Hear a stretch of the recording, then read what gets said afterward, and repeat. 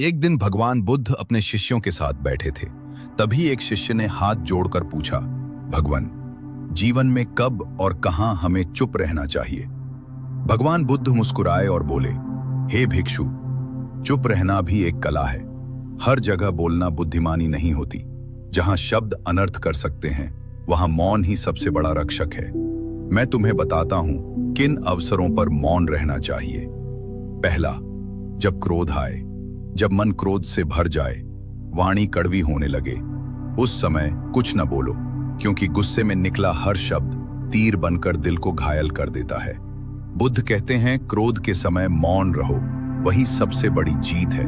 दूसरा, अज्ञानी के सामने, जहां सामने वाला तर्क सुनने को तैयार न हो, जहां बुद्धि के बदले अहंकार बोलता हो, वहां चुप रहना ही अच्छा है। बुद्ध बोले, मूर्ख से वाद विवाद करना अंधे को रंग समझाने जैसा है। तीसरा, अपमान के समय जब कोई अपशब्द कहे या तिरस्कार करे, तब मौन रहना चाहिए, क्योंकि सामने वाला अपने कर्म का फल पाएगा। बुद्ध ने कहा, जो अपमान सहकर भी शांत रहे, वो सच्चा वीर है।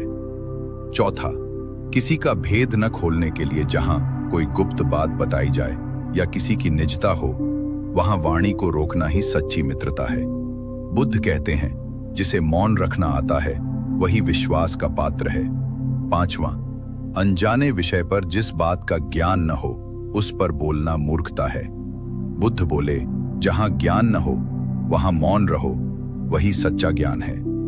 छठा, विवाद की स्थिति में जहां बात बात पर झगड़ा बढ़ने लगे, जहां वाद विवाद का कोई अंत न हो, वहां चुप रहना ही सबसे समझदारी है। बुद्ध कहते हैं, जहां शब्द शांति छीन ले, वहां मौन सुख देता है। अंत में भगवान बुद्ध बोले, हे भिक्षुओं, वाणी बड़ी ताकत है, इसका उपयोग सोच समझकर करना चाहिए। मौन वह ढाल है जो जीवन को अनर्थ से बचाता है। जहां जहां वाणी दुख दे सकती है, वहां वहां मौन ही सबसे बड़ा धर्म है। सभी शिष्य इस उपदेश को सुनकर गदगद हो उठे और प्रण किया कि जीवन में उचित स्थान पर मौन धारण करेंगे। बुद्धं शरणं गच्छामि।